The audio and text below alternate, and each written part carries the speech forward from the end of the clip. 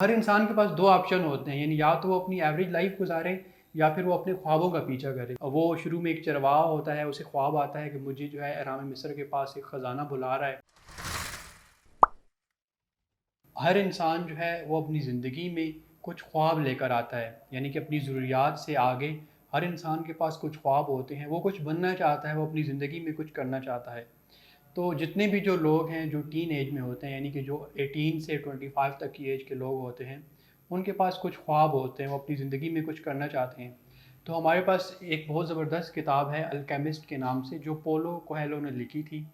یہ کتاب جو ہے بیسیکلی یہ ایک چھوٹا سا ناول ہے اور بہت انٹرسٹنگ کتاب ہے۔ میرے خیال سے ہر بندے کو جو اپنی زندگی میں کچھ کرنا چاہتا ہے اسے یہ پڑھنی چاہیے۔ اس کتاب میں ایک لڑکے کی کہانی ہے، اس لڑکے کا نام ہوتا ہے سینٹیاگو۔ اس کو ایک خواب آتا ہے کہ ایک خزانہ کہیں چھپا ہوا ہے اور وہ مجھے بلا رہا ہے، لیکن اس کی زندگی کے ہر سٹیج پر جب وہ اپنے خواب کا پیچھا کرتا ہے تو اسے دو آپشن ملتے ہیں۔ ایک یہ آپشن ملتا ہے کہ وہ اپنا جو خواب ہے اس کو بھول جائے اور اپنی جو ایوریج زندگی ہے اس کو گزارنا شروع کر دے، اور دوسری طرف اسے اپنا جو خواب ہے وہ نظر آ رہا ہوتا ہے۔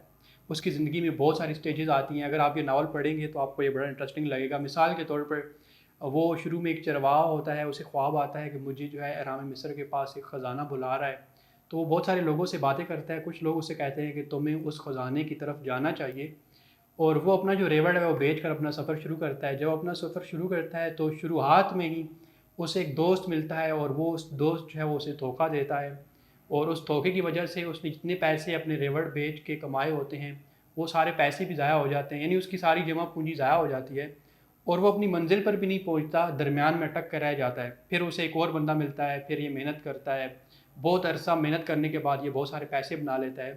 اب پھر اس کے پاس دو آپشن ہو جاتے ہیں کہ یا تو میں احرام مصر کی طرف جاؤں، اپنا جو خزانہ چھپا ہوا ہے جو مجھے بلا رہا ہے اس کی طرف جاؤں، یعنی اپنے خواب کا پیچھا کروں، یا پھر واپس چلا جاؤں، پھر سے بھیڑوں کا ایک ریوڑ خرید لوں اور اپنی وہی زندگی جو ہے وہ گزارنا شروع کر دوں۔ لیکن ہر سٹیج پہ وہ جیسے کیسے جو ہے وہ اپنے خواب کا پیچھا کرتا ہے، اس کو بہت ساری مشکلات کا سامنا کرنا پڑتا ہے، لیکن آخر کار یہ ہوتا ہے کہ جب وہ ساری مشکلات سے گزرتا ہے تو وہ بہت ساری باتیں سیکھ جاتا ہے، اس کے اندر بہت ساری چینجز آتی ہیں، اور آخر میں جو اسے اس کا خزانہ چھپا ہوا ہوتا ہے وہ مل جاتا ہے۔ تو یہ جو سٹوری ہے یہ ہر انسان کی یہی سٹوری ہے، یعنی ہر انسان جو ہے اس کی زندگی میں کچھ خواب ہوتے ہیں، اور ہر انسان کے پاس دو آپشن ہوتے ہیں، یعنی یا تو وہ اپنی ایوریج لائف گزارے یا پھر وہ اپنے خوابوں کا پیچھا کرے۔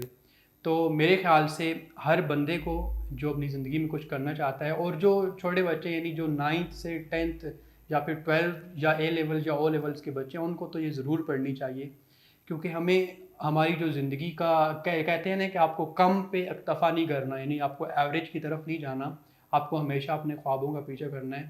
تو وہ لوگ جو اپنے خوابوں کا پیچھا کرنا چاہتے ہیں اور جو اپنی زندگی میں کچھ کرنا چاہتے ہیں، تو I strongly recommend this book alchemist.